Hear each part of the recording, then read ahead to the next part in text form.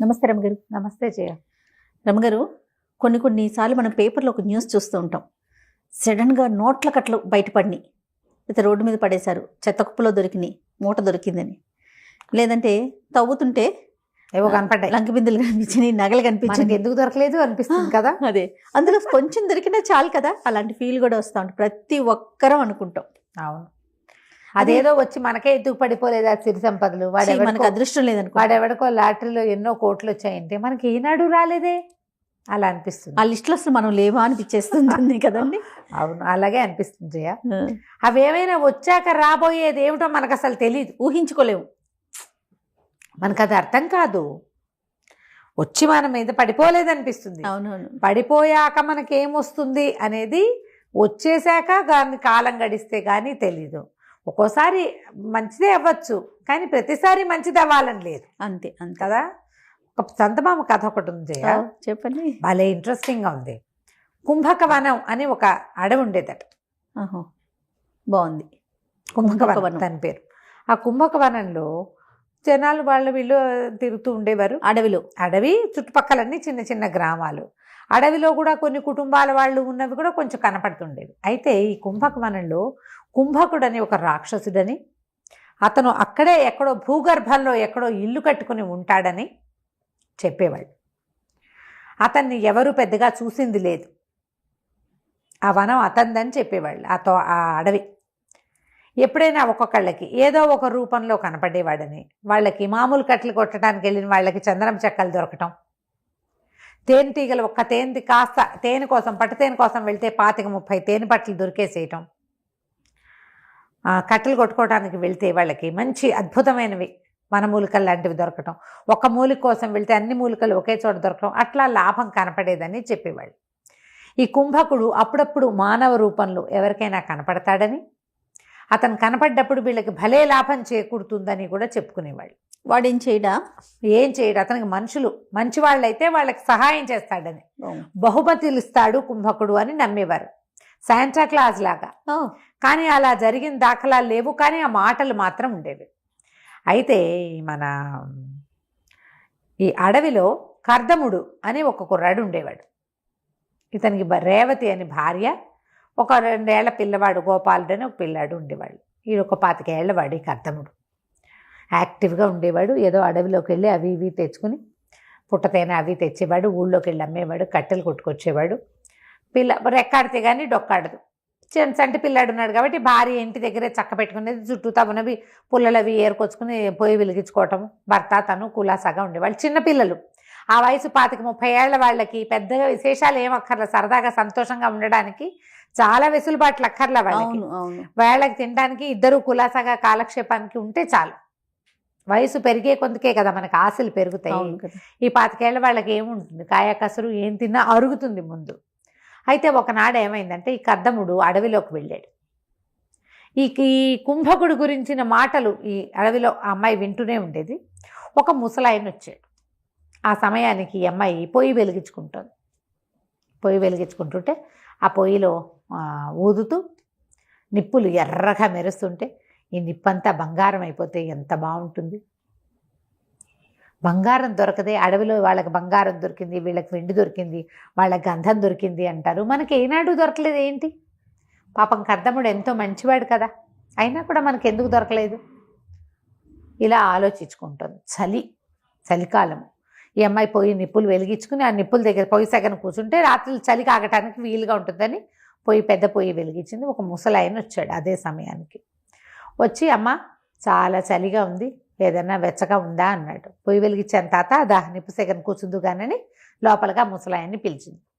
పిల్లాడు అక్కడ ఇక్కడ ఏదో గిలకాయలు పెట్టుకుని ఆడుకుంటుంటే ఏమైంది, పొయ్యి సెగను కూర్చున్నాడు. వెళ్ళొస్తానన్నాడు. ఎందుకు తాత, రాత్రిపూట వెళ్తావు, గంజి వేడిగా ఉంది, కాస్త కాచాను, కాస్త తాగి ఈ పూట పడుకో, తెల్లవారి బోదుగానిలే ఎందుకు అనేసరికి సరేనన్నాడు. సరేనంటే సరే గంజి ఇచ్చి, కర్దముడు ఇంకా రాలేదమ్మా, రోజు వేళకి లేటుగా వస్తాడా అని అడిగాడు. అడిగేసరికి తెల్లపోయింది. మా ఆయన నీకు తెలుసా తాత?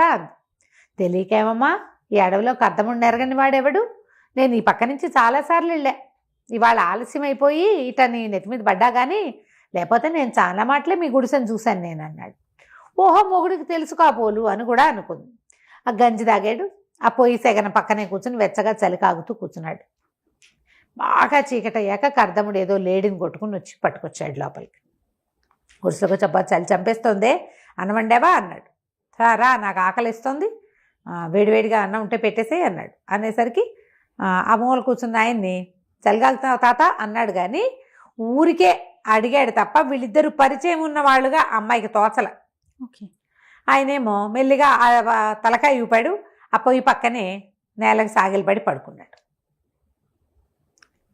మెల్లిగా గురక పెట్టేస్తున్నాడు. వీళ్ళిద్దరూ ఫ్రెండ్లీగా లేరు, ఒకళ్ళనొకళ్ళు ఎరిగిన వాళ్ళుగా కూడా అనిపించాల. ఎవరో దారిపోయే ముసలి తాతని ఇంట్లోకి రానిచ్చింది పెళ్ళాం అనుకుంటున్నాడు అతను. అయితే సరే అన్నం పెట్టింది. అన్నం తిన్నాక వీళ్ళకి పక్కేసింది. పిల్లాడి నిద్రపోయాడు, ఉయ్యాలేసేసింది, బడికి పడుకోబెట్టింది. భార్య భర్త ఓ పక్కకు పడుకున్నారు. పడుకున్నాక పక్క నవ్వాడు. నవ్వి అన్నాడు, చూడవే కుంభకుడు, వీడి కర్మ, ఎంత పెద్ద ఇల్లోట వాడిది. ఎంత ఇల్లో, భూగర్భంలో అసలు మన ఆడవంత ఇల్లుట, హాయిగా అక్కడ ఉండక చూడు మన గంజి తాగి మన ఇంట్లో ఎట్టబడుకున్నాడో నేల మీద అన్నాడు. ఏమిటయ్యా ఈయన కుంభకుడా? కుంభకుడు కాక ఎవరే, నేను ఎప్పుడూ చూడలేదు ఈ అడవిలో ముసలాయన్ని. నీ మంచిదనానికి చూసి, నువ్వు ఎంత బాగా చూసుకుంటున్నావో మొగుడిని పిల్లాడిని అని చూసి నీకేమన్నా బహుమానం ఇవ్వడానికి వచ్చాడు. తెల్లారే పెడతాడులే నీకు బోల్డంతా అన్నాడు. అమ్మాయి అలా నిద్రపోయింది. తెల్లవారు లేచాక ఈ ముసలి తాత వీళ్ళిద్దరు లేచేసరికి వెళ్ళిపోయాడు. ఆయన ఏదో వస్తువు ఒక సంచి తెచ్చాడు. ఆ సంచి తెరిచి చూస్తే దాని నిండా మొహరీలు. బా ఎంత డబ్బో! ఆశ్చర్యపోయారు. రాత్రి కాస్త గంజి పెట్టి వెచ్చగా చలి కాగడానికి ఉంచుకున్నందుకు ఇంట్లో ఇంత దిచ్చాడు అనుకున్నారు. అక్కడి నుంచి కర్దముడు అన్నాడు, మరేమో మనం ఓ పని చేద్దాం, ఈ డబ్బంతా మనకు దగ్గర ఉందని తెలిస్తే జనాలు ఎవరన్నా మీద పడిపోతారు, చెట్టు కింద పాతేస్తా, 100 మొహరీలు తీసుకెళ్ళి ఊళ్ళోకి వెళ్ళి మనకు కావాల్సిన సరుకులు తెచ్చేస్తానన్నాడు. సరే అన్నది. ఇల్లంతా బాగు చేసుకుంది. ఆ ముసలి తాత పడుకున్న పక్క అంతా దులిపింది, నేలంతా అలుక్కుంది. ఇతను ఏం చేశాడు, 100 మొహరీలు తీసుకుని మిగిలిన డబ్బంతా వేప చెట్టు కింద పాతి పెట్టాడు.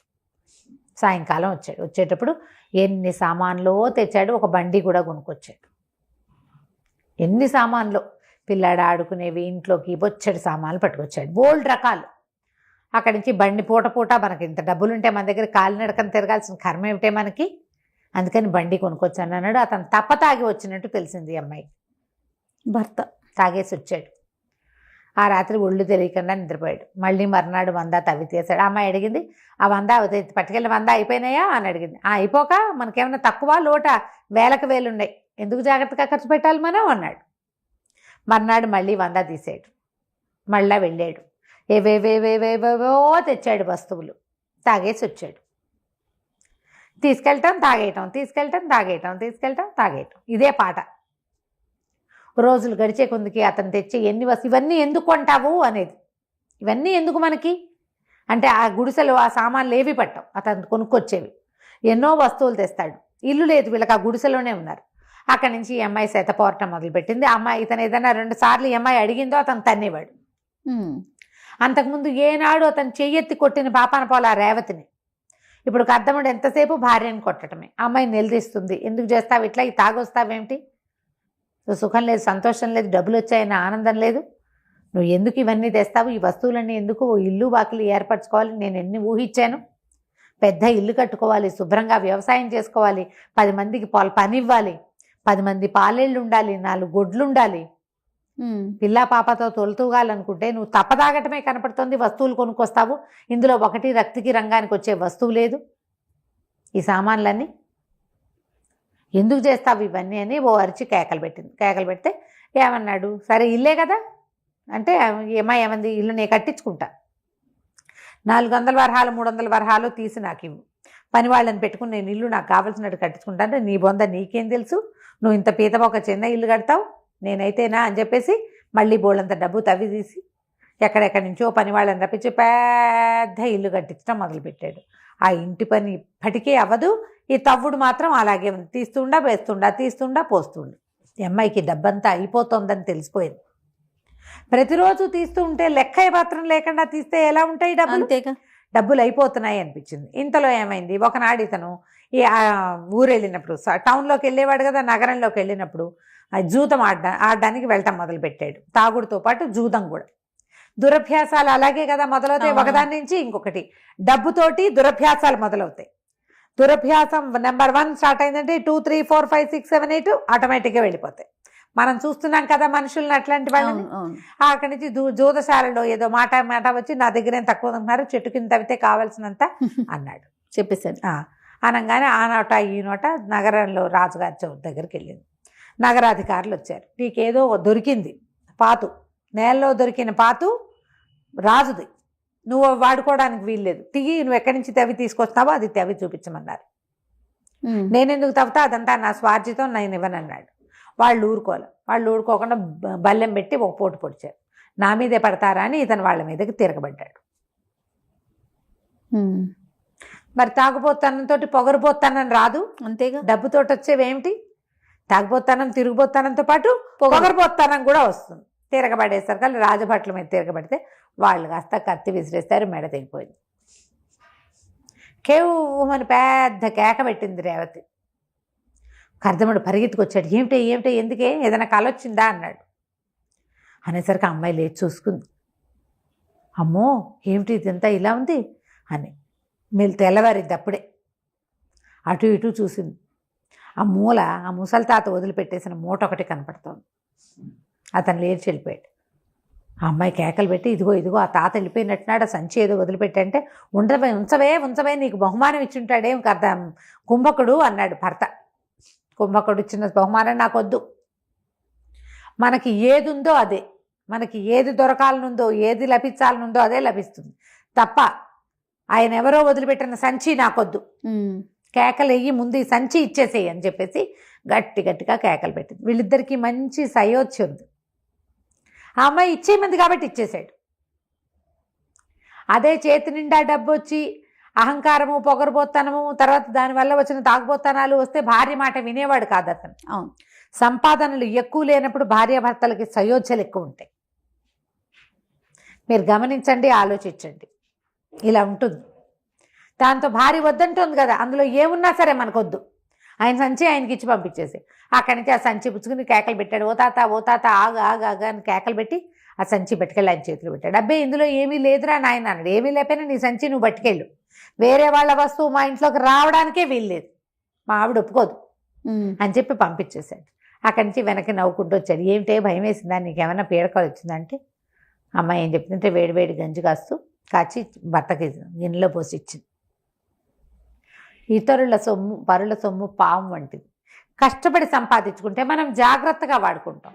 ఉచితార్థం వచ్చి పడిపోయింది వచ్చిందంటే ఎన్ని వస్తాయో ఉచితార్థం మన మీద, అంతేగా. మనకు అది ఎప్పటికీ వద్దు, హాయిగా ఉందాం. నువ్వు నేను పిల్లాడు కలిగితే ఇంకో 2-3 పిల్లలు కలుగుతారు, అడవిని నమ్ముకుని బతుకుతున్నాం, హాయిగా ఇలాగే అడవి తల్లి పిల్లల్లాగా బతుకుదామని చెప్పేసి. సిరి సంపదలు ఎక్కడి నుంచైనా వచ్చి పడితే వాటి వల్ల ఎన్ని రావచ్చో ఈ కథలో కనపడతాయి. అంతే. మనం ఫ్యూచర్ ఆలోచించలేం. మీకు ఈజీ మనీ, ఫ్రీ మనీ వచ్చిన వాళ్ళ ప్రవర్తనలు ఎలా ఉంటాయో మీ చుట్టుపక్కల గమనించండి. ప్రతి ఒక్కరికి అనుభవం ఉంటుంది. రైట్. ఈజీగా డబ్బు వచ్చేసిన వాళ్ళు ఎలా మారిపోయారో మీకు కనపడుతుంది. కష్టపడి సంపాదించుకున్న వాళ్ళ పద్ధతులు వేరేగా ఉంటాయి. అంతే. రైట్ రమ్మ గారు, చాలా బాగుంది. నమస్తే అండి. నమస్తే జీ.